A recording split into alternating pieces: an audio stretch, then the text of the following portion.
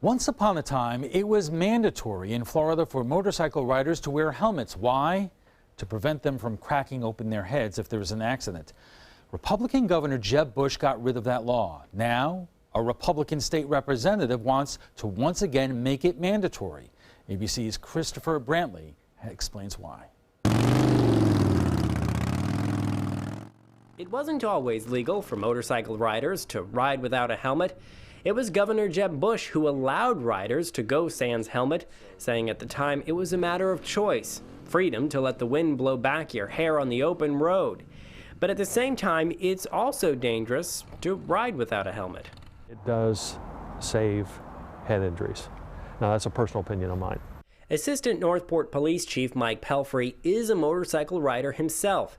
He always wears a helmet, but for a reason us non-motorcycle riders may not think of. I've had a couple of nicks, a couple of little pieces of gravel come up off the roadway when I'm riding. So it's more for that as opposed to falling off the bike or having a wreck. Pelfrey worries about being distracted by debris while riding, which he says could lead to an accident. As it stands, in Florida, riders are not required to wear a helmet if they're over 21 and have at least $10,000 in medical insurance.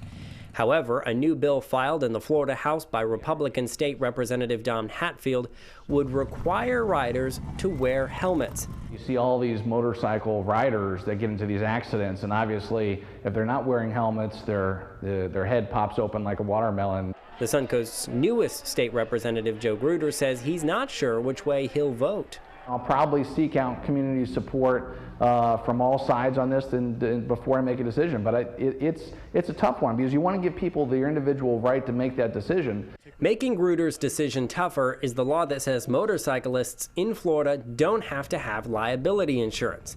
So imagine you're not wearing a helmet and that gravel Assistant Chief Pelfrey was talking about hits you in the face and you crash. Your medical is covered, but not all the damage you caused by crashing. We're seeing increases across the board, and if you have a lot of uninsured drivers out there, which we do in Florida, and throw motorcycles into that mix, if they're not required to carry coverage, they're not breaking the law, but they may choose not to have insurance, and that cost is being paid by someone, so that can absolutely impact our auto premiums. David Joyner of Joyner Family Insurance suggests most of his clients pay for liability insurance just in case.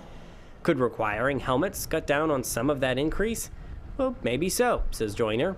In the meantime, Assistant Chief Pelfrey thinks the helmets can save lives. I have witnessed a couple of people who, in my opinion, were probably saved by the use of their helmet. The cracking of the helmet, it saves the head.